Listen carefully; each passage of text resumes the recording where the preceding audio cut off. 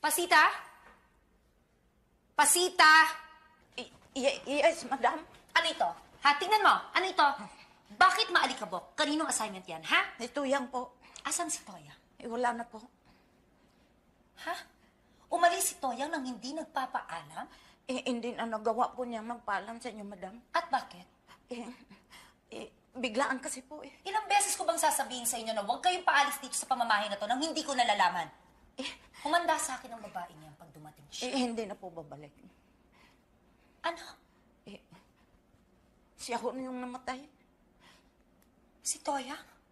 Akala ko ba si Victoria? Si Tuyang at Victoria po, isa. Tonta! Bakit hindi mo kaagad sinabi sa akin? Hinayaan mo pang manggalit!